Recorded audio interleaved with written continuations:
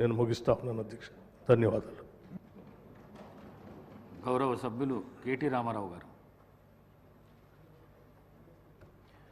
Thank you అధ్యక్ష.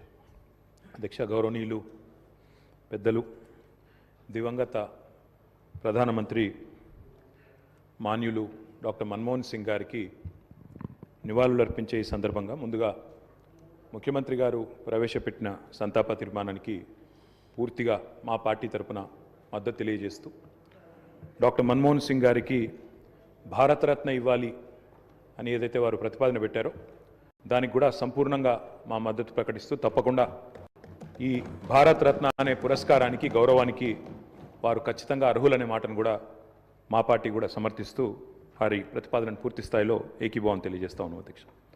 అధ్యక్ష, మన్మోహన్ సింగ్ గారి గొప్పతనాన్ని, మన్మోహన్ సింగ్ గారి యొక్క సామర్థ్యాన్ని, మన్మోహన్ సింగ్ గారి యొక్క తెలివితేటల్ని మొట్టమొదటగా గుర్తించింది కూడా మన తెలంగాణ బిడ్డ పివి నరసింహారావు గారు అనేది నిర్వివాదం అధ్యక్ష. పివి నరసింహారావు గారు ఆనాడు ప్రధానమంత్రిగా భారతదేశానికి ఎన్నికైన తర్వాత సాధారణంగా ఈరోజు వింటుంటాం అధ్యక్ష, లాటరల్ ఎంట్రీ అని, అంటే రాజకీయాలతో సంబంధం లేని వ్యక్తులను కూడా మనం రాజకీయాల్లో ముఖ్యంగా ప్రభుత్వాలలో ముఖ్యమైన పాత్రల్లో తీసుకురావడాన్ని లాటరల్ ఎంట్రీ అంటారు అధ్యక్ష.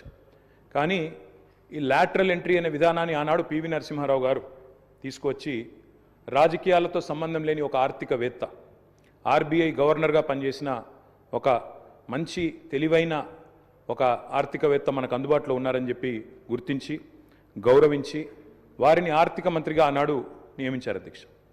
ఆర్థిక మంత్రిగా నియమించబడ్డ తర్వాత డాక్టర్ మన్మోహన్ సింగ్ గారు ఆనాడు 1991లో అనుకుంటాను అధ్యక్ష, సబ్జెక్ట్ టు కరెక్షన్, బడ్జెట్ ప్రవేశపెడుతున్నప్పుడు ఒక గొప్ప మాట అన్నారు. ఆయన అన్న మాట, let the whole world here loud and clear, India is wide awake. అంటే ప్రపంచం మొత్తం వినాల్సిన సమయం వచ్చింది, నా దేశం మేల్కొని ఉంది అనే మాట ఆనాడు ఒక ఆర్థికవేత్తగా ఆర్థిక సంస్కరణలు ప్రవేశపెట్టే సందర్భంలో డాక్టర్ మన్మోహన్ సింగ్ మాట్లాడిన మాట అధ్యక్ష. అధ్యక్ష, ఆ మాటలు, ఆయన సిద్ధాంతం, ఆనాటి పివి నరసింహారావు గారి నాయకత్వం ఇవాళ ఈ దేశంలో సమూలమైన సంస్కరణలు తెచ్చింది. ఈ దేశంలో ఎన్నో రకమైన విప్లవాత్మకమైన మార్పులు కూడా వచ్చినాయి అధ్యక్ష. కేవలం 15 రోజులు మాత్రమే ఫారెక్స్ నిలువలు ఉన్న ఆనాటి పరిస్థితి నుంచి మొత్తం ప్రపంచం అంతా ఆశ్చర్యపోయే స్థాయికి దేశాన్ని పరిగెత్తించిన ఆర్థిక సంస్కరణ శీలి డాక్టర్ మన్మోహన్ సింగ్. అనవసరపు డాంబికాలు, అనవసరపు ఆర్భాటాలు లేకుండా, హడావిడి లేకుండా సింపుల్ లివింగ్, హై థింకింగ్ అనే మాటకి పర్యాయ పదంగా డాక్టర్ మన్మోహన్ సింగ్ గారిని మనం చెప్పుకోవచ్చు అధ్యక్ష. అధ్యక్ష, loyalty is a very rate.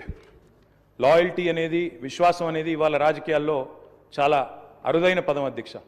అట్లాంటిది తనకు అండగా నిలబడ్డ మరి కాంగ్రెస్ పార్టీకి జీవితాంతం సేవలు అందించిన ఒక మహానుభావుడు డాక్టర్ మన్మోహన్ సింగ్. ఎందుకంటే ఒక ఆర్థిక మంత్రిగా, తర్వాత ప్రధానమంత్రిగా 10 ఏళ్ల పాటు పనిచేసి మరి పూర్తి స్థాయిలో ఆ పార్టీ అధికారం కోల్పోయిన తర్వాత కూడా అంతే స్థాయిలో నమ్మకంగా, ఇందాక ముఖ్యమంత్రి గారు చెప్పినట్టు అవసరమైతే ప్రజాస్వామిక నిరసన కార్యక్రమాల్లో కూడా ఆ పార్టీ తరఫున ఒక సభ్యుడిగా పాల్గొన్న ఒక అభ్యుదయవాది, ఒక నిరాడంబర మనిషి డాక్టర్ మన్మోహన్ సింగ్.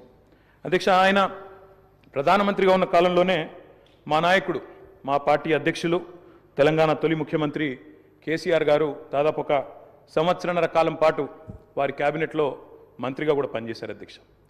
మంత్రిగా పనిచేసే క్రమంలో ఆనాడు 2004లో కాంగ్రెస్ పార్టీతో పొత్తు పెట్టుకొని మరి ఆనాడు ఎన్నికల్లో గెలిచిన తర్వాత క్యాబినెట్లో భాగస్వామ్య పక్షాలను కూడా ఆహ్వానించి కేసీఆర్ గారి క్యాబినెట్ మంత్రిగా తీసుకున్న తర్వాత వెంటనే ఒక చిన్న చిక్కు సమస్య వచ్చింది అధ్యక్ష. కేసీఆర్ గారికి పోర్ట్ఫోలియో ఆనాడు షిప్పింగ్ పోర్ట్ఫోలియో ఇవ్వడం జరిగింది. ఇస్తే వెంటనే డిఎంకే వాళ్ళు, అప్పుడు వాళ్ళు ప్రధాన భాగస్వామ్య పక్షం యూపీఏలో, వాళ్ళు వెంటనే అభ్యంతరం లేవనెత్తినారు. మీరు మాకు కమిట్మెంట్ ఇచ్చారు, మాకు ప్రామిస్ ఇచ్చారు, మీరు వెంటనే మరి వారికి ఎట్లా ఇస్తారో అని అభ్యంతరం పెడితే కేసీఆర్ గారు ఒక్క క్షణం కూడా సంకోచించకుండా వెంటనే మన్మోహన్ సింగ్ గారి దగ్గరికి వెళ్ళి, డాక్టర్ గారు, నేను వచ్చింది పదవుల కోసమో పోర్ట్ఫోలియోల కోసమో కాదు, నేను వచ్చింది నా తెలంగాణ కోసం అని చెప్పి వారికి తిరిగి ఆ షిప్పింగ్ పోర్ట్ఫోలియోని ఇస్తే ఆ రోజు మన్మోహన్ సింగ్ గారు అన్న మాట అధ్యక్ష, చంద్రశేఖరరావు గారు, మీరు ఏ నిబద్ధతతో ఏ సిద్ధాంతం కోసం ఏ రాష్ట్రం కోసం అయితే వచ్చారో అది ఫలించాలి అని మనసారా నేను కోరుకుంటున్నాను.